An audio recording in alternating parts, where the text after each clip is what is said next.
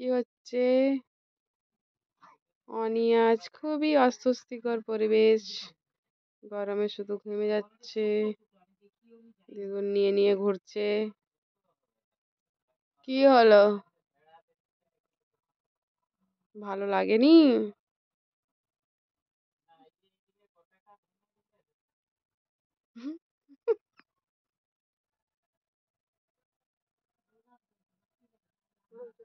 ঘোরাও ঘোরাও, ঘুরু ঘুরু করবে, দেখ ঘুরু ঘুরু।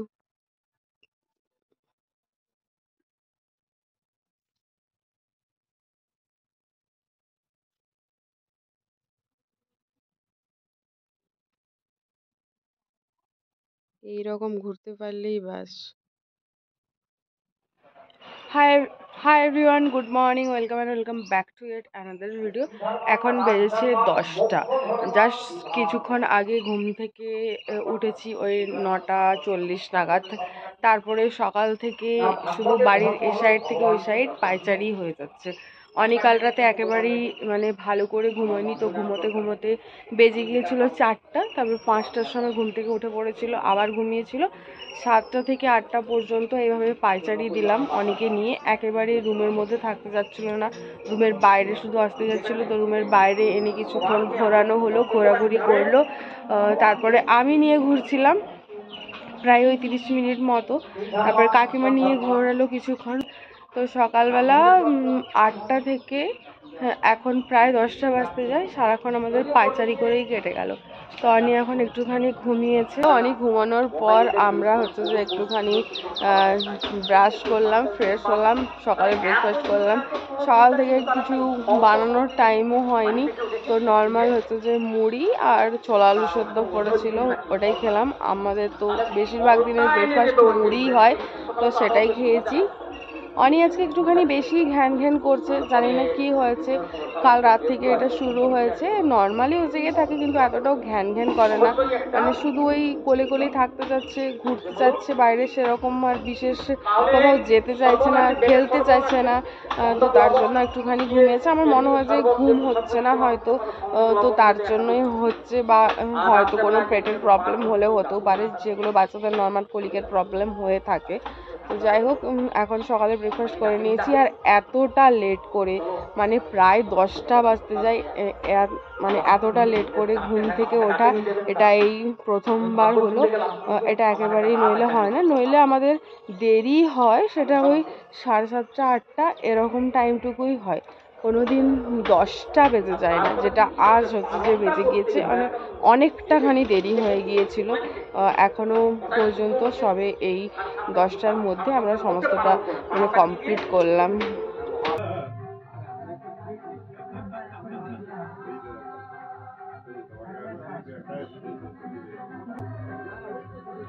রেডি হতে গিয়ে যথারীতি মানে ঘেমে যাচ্ছি, এদিকে আবার ফ্যান চললেও মানে সমস্ত চুল এলো। ফ্যানটা অফ করেছি, ভাবলাম যে রেডি হয়ে যাই, সিঁদুরটা পরতে গেলাম, সমস্তটাই উড়ে গেল। আবার আমাকে ভালো করে সমস্তটা মুছতে হলো, ফ্রেশ হতে হলো, তাই ফ্যানটা অফ করেছি। একটা নেমন্তন্ন বাড়ি আছে, ওর জন্য হচ্ছে যে রেডি হচ্ছি, যাব।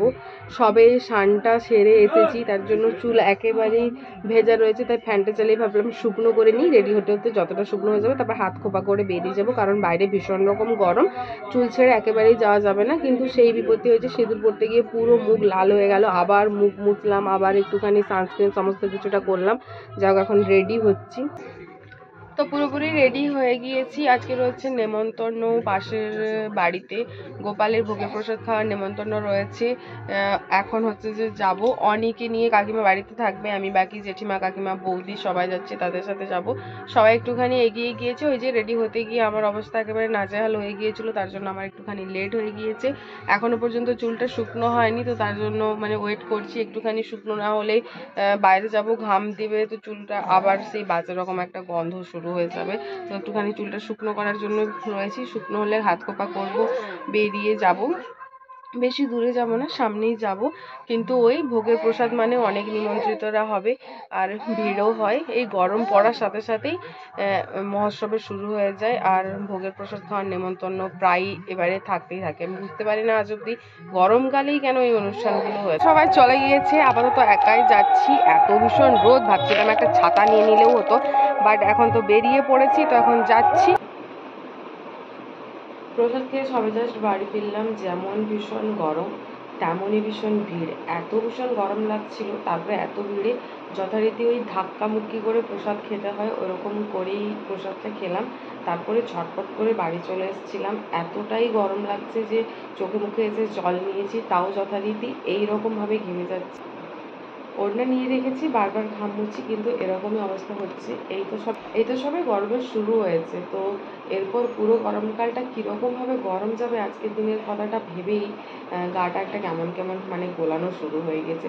যাই হোক, চটপট করে বাড়ি চলে এসেছিলাম। এসে হচ্ছে যে অনির ঘুমের টাইম হয়েই যাচ্ছিলো, তো একটুখানি কান্নাকাটি শুরু করে দিয়েছিল। পুরো টাইমে চলে এসেছিলাম, এসে চেঞ্জ করে চোখে মুখে জল নিয়ে অনেকে আগে ঘুম পাড়িয়ে দিয়েছি। তো ঘুমিয়ে গেছে, কাকিমারা গিয়েছে হচ্ছে প্রসাদ খেতে। সেই যে 4 মাস 2 দিনের বেলা থেকে পাশ ফেরানো শিখে গিয়েছে। একটুখানি 2 দিন আগে শরীর খারাপ ছিল বলে পারছিল না। তারপর 4 মাস যেদিন 2 দিন হয়েছে সেদিন থেকে পাশ ওল্টানো শিখে গিয়েছে। আর তারপর থেকে ঠিক এইরকমভাবে ঘুমোবে। যতই সোজা করে আড়াআড়িভাবে সাইড করে ঘুমাই, ঠিক এরকমভাবে পাশ ফিরে মুখের ওপরে ভার করে এরকমভাবে ঘুমোবে।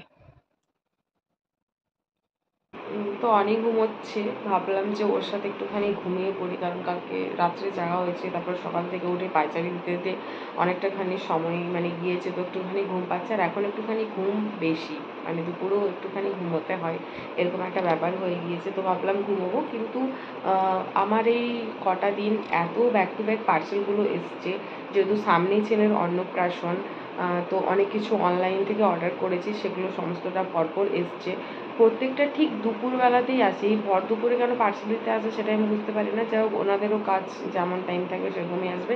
রোজে প্রায় যেদিনই পার্সেলগুলো এসেছে প্রত্যেকটা দিনই দুপুরবেলা। তো অন্যান্য দিন কাকিমা থাকে, হয়তো বাইরে বলে দিই। আজ তো কাকিমাও নেই, তার জন্য আমাকে গিয়ে পার্সেলটা নিয়ে আসতে হয়েছে।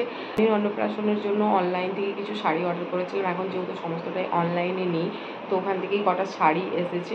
অনলাইন থেকেই বেশিরভাগ শাড়ি নিই, তো এক্ষুনি এসেছে। আমি ওগুলোকে আনপ্যাক করে নিয়েছি, মানে পার্সেল থেকে বের করে নিয়েছি। এই হচ্ছে একটা শাড়ি রেড কালারের সিম্পল, আর এই একটা টিস্যু। দুটোই সিম্পল, এটা ডুয়েল টোনে, আর এটা প্লেন একেবারে মালমাল কাটনের ওপর। ছেলের অন্নপ্রাশনের জন্য নিচ্ছি। আমি শাড়িগুলো সেরকমভাবে ওপেন করে দেখাচ্ছি না, যতগুলো নিচ্ছি সবগুলো হচ্ছে এটা আলাদা সেপারেট ভিডিও করব, তো তার জন্য আমি পুরোটা দেখাচ্ছিলাম। আজ না হঠাৎ করে ভীষণ কিছু চটর-বটর খেতে ইচ্ছে করেছে। আমি এই সব প্যাকেটের খাবার একেবারেই খাই না, অ্যাভয়েড করে চলি। কিন্তু জানি না কেন পড়েছিল বাড়িতে, তো নিয়ে এসেছিল। তো ওই জন্য দেখে খুব খেতে ইচ্ছে হয়েছে। বিশেষ করে এই কেকটা আমার ভীষণ ফেভারিট। তো এগুলো নিয়ে বসছি এখন। অনেক ঘুমোচ্ছিল, আর কিছুক্ষণ রুমের মধ্যে ছিলাম, এত ভীষণ গরম লাগছিল। তারপর চলে এসেছিলাম বাইরের দিকে। আমি যে দিনগুলোতে নেমন্তন্ন বাড়িতে খেতে যাই, সেই দিনেই জানি না কেন আমার বেশি করে মিষ্টি, নোনতা, ঝাল এই জিনিসগুলো খেতে ইচ্ছে করে। তো বাড়িতে ছিল চিপস আর কেক, যেগুলো ওই ফ্রুট কেক হয়, তো ওগুলো আমার বেশ পছন্দের ছিল।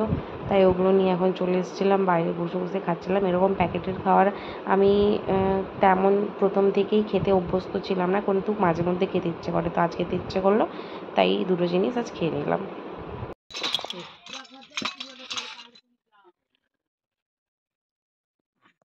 হাতু খাওয়া কম্পিটিশন, দিদুন বলছে। হাতু খা, এত হাত খাস না, হাত ক্ষয়ে যাচ্ছে বোধহয়। ঝুনি নাও দিদুনের কাছ থেকে। হ্যাঁ, খেলো। ঝুনি নিয়ে খেলো দিদুনের থেকে। দিদুনকে দেখো, দিদুন কি বলছে দেখো। যাও দিদুনের দিকে যাও।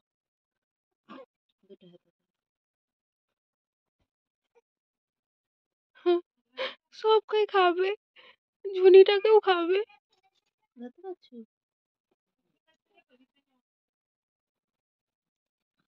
একটু তুমি ঝুনিটাকেও খেয়ে ফেলছো। ও, কি হলো, কি হলো,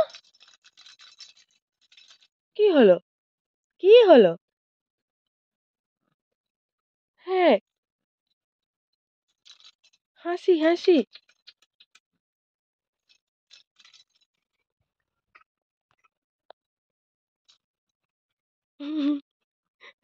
ঝুনি রেখে দাও, মুখে লেগে যাচ্ছে। ঝুনি রেখে দাও, ঝুনি রেখে দাও, নিতে হবে না ঝুনি, নিতে হবে না ঝুনি। হ্যাঁ, সবে হাসি। ঝুনি রেখে দাও। কি দেখনি? আমাকে দেখনি? দেখনি? দেখেনি আমাকে।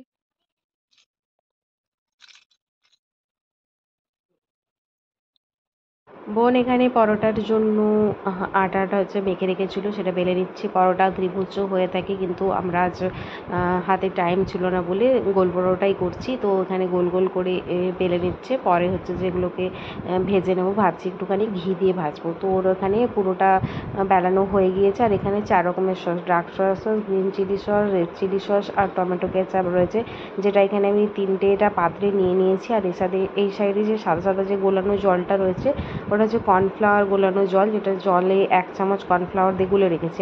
আর ওরই পাশে একটা জায়গাতে পেঁয়াজ, টমেটো, ক্যাপসিকাম, কাঁচা লঙ্কা, রসুন কুচি, আদা কুচি পুরোটা ভালো করে কেটে একেবারে ধুয়ে রেখে দিয়েছি। আর সমস্তটা কাটাকাটি আমাদের হয়ে গিয়েছে। চিলি পনির বানাতে তো সেরকম বিশেষ টাইম যায় না, ইজি একেবারে। আর এখানে বাড়িতে বানিয়েছে পনির, ওটাই এখন ভেজে নিচ্ছি।